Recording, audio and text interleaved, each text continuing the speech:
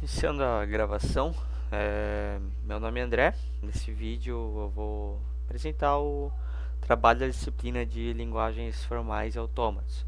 Basicamente, o objetivo foi implementar uma gramática e um interpretador para uma linguagem simples, utilizando o Gauss.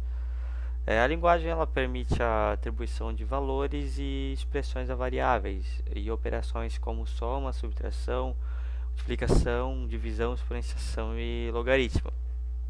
Então aqui no Gauss, primeiro aqui na GetTokens, foi onde foi definidos os elementos léxicos da linguagem para o analisador léxico, né, identificar os símbolos básicos do código. Aqui na primeira linha, né, foi definido as regras para ignorar os espaços em branco, quebra de linha e tabulações.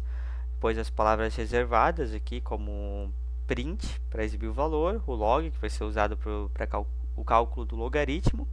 Também os operadores aqui de igual, soma, subtração, multiplicação, divisão e exponenciação, que tem aqui os seus símbolos, né, pelo que são representados.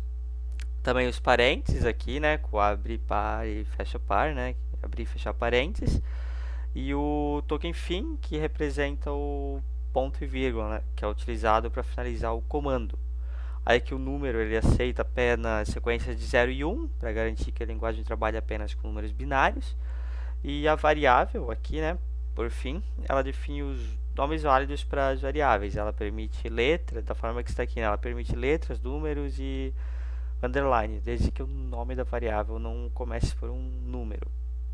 Aí aqui, falando agora da parte da gramática, a primeira regra, né, o programa, é, aqui ele permite que o programa tenha mais comandos, né? Então, o usuário pode, após esse comando aqui, tem a regra comando. Então, aqui é definido os tipos de comandos aceitos, no caso de atribuição e impressão.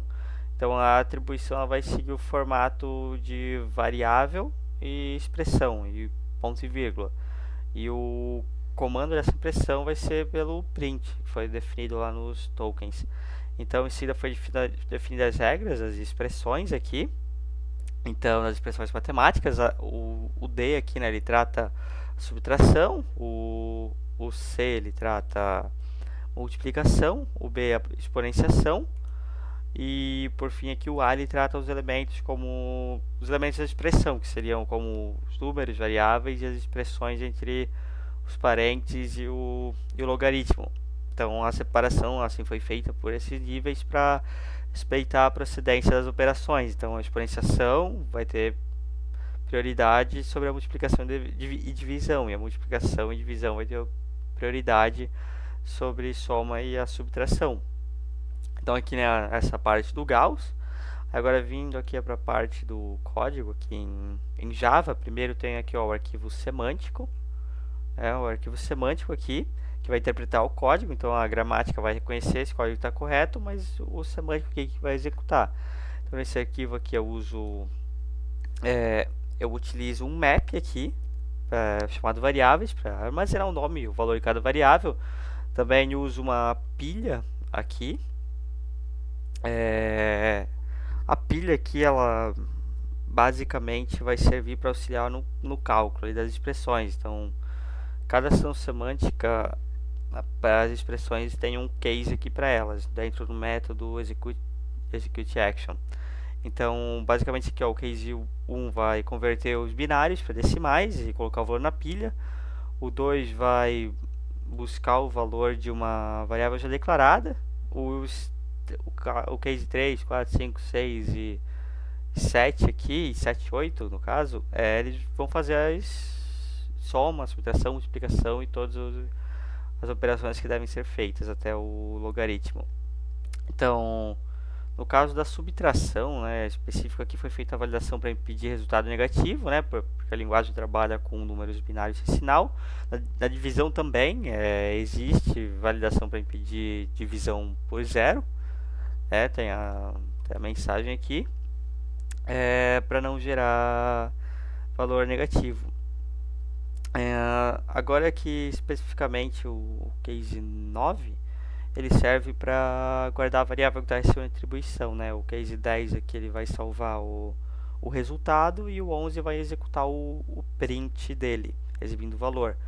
Então aqui no main agora, né, onde que eu vou executar as operações, nesse exemplo aqui tá, eu deixei pronto. Primeiro eu atribuo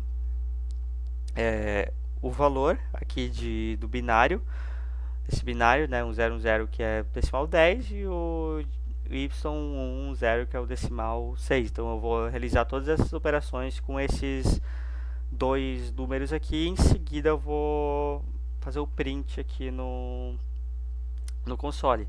Então agora executar para ver a saída aqui.